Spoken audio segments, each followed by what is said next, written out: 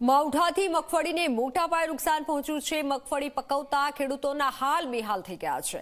માવઠાથી મગફળીમાં ફંગસની અસર જોવા મળી। ખેડૂતોની મુશ્કેલી વધી છે। માવઠાથી મગફળી પલળી ગઈ।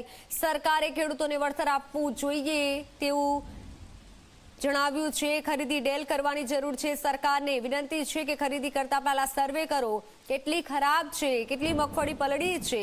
ઉલ્લેખનીય છે પલળેલી મગફળીમાં ફ્રી ફેટી એસિડ તથા આલ્ફા ટોક્સિનનું પ્રમાણ પણ વધારે છે, જેના કારણે તે આરોગવું યોગ્ય નથી અને આવી મગફળીમાંથી બનતું તેલ રિફાઇન કરવું પડે છે, જેથી ઉત્પાદન ખર્ચ વધે છે। પરિણામે સિંગ તેલના ભાવોમાં આ વર્ષે અનિશ્ચિતતા રહેવાની શક્યતા છે। ખાસ કરી સૌરાષ્ટ્રના જિલ્લાઓમાં જ્યાં સૌથી વધુ મગફળીનું વાવેતર થાય છે ત્યાં ખેડૂતોના હાલ બેહાલ થઈ ગયા છે। જૂના સ્ટોકના કારણે મગફળીના ભાવમાં ઘટાડો નોંધાયો છે। પહેલા જ્યાં મગફળીનો ભાવ 1500 મળતો હતો ત્યાં હવે માત્ર 800 થી 900 રૂપિયા મળી રહ્યો છે। તેલના વધતા આયાતના કારણે ડોમેસ્ટિક ઉત્પાદકોને યોગ્ય ભાવ નથી મળતો। ખેડૂતોની મુશ્કેલી ખૂબ વધી રહી છે।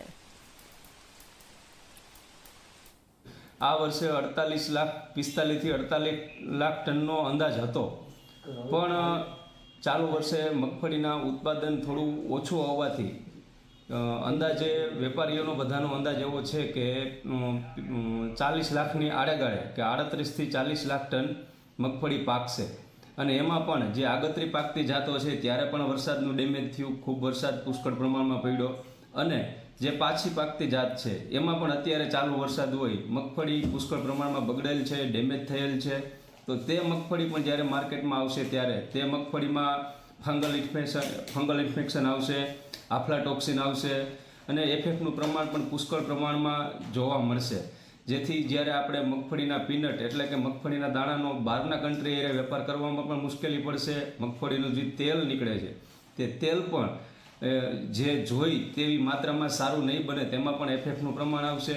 એટલે આ વર્ષે મગફળીના પાકમાં ઉપરથી વરસાદ અને ઉત્પાદન પણ ઓછું છે, જેથી ખેડૂતોને ખરેખર ખૂબ મોટું નુકસાન જવા પામ્યું છે।